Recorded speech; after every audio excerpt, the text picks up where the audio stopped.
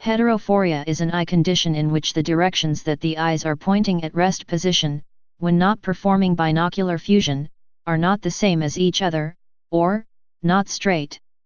There can be esophoria, where the eyes tend to cross inward in the absence of fusion, exophoria, in which they diverge, or hyperphoria, in which one eye points up or down relative to the other. Phorias are known as latent squint because the tendency of the eyes to deviate is kept latent by fusion.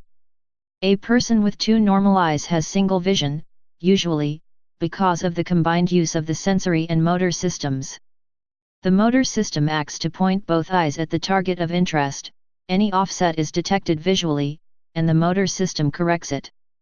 Heterophoria only occurs during dissociation of the left eye and right eye, when fusion of the eyes is absent.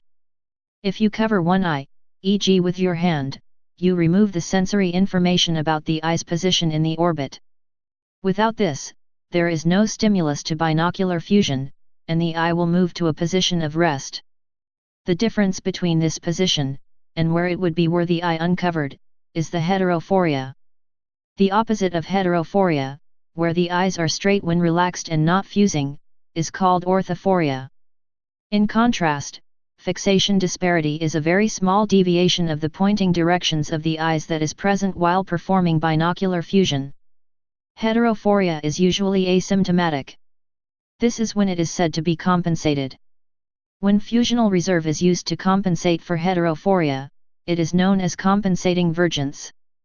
In severe cases, when the heterophoria is not overcome by fusional vergence, sign and symptoms appear. This is called decompensated heterophoria.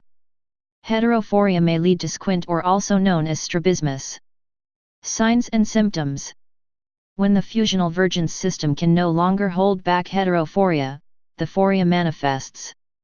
In this condition, the eyes deviate from the fixating position. Diagnosis. The cross-cover test, or alternating cover test, is usually employed to detect heterophoria. One eye is covered, and then the cover is moved immediately over to the other eye. With heterophoria, when the cover is moved to the other eye, the eye that has just been uncovered can be seen to move from a deviated point. The difference between heterotropia and heterophoria can be easily understood as follows. With heterotropia, a correcting movement of the eye can be detected already by the simple cover test. With heterophoria, such correcting movement only takes place in the cross-cover test. People with heterophoria are able to create and maintain binocular fusion through vergence, and the cross-cover test purposely breaks this fusion, making the latent misalignment visible.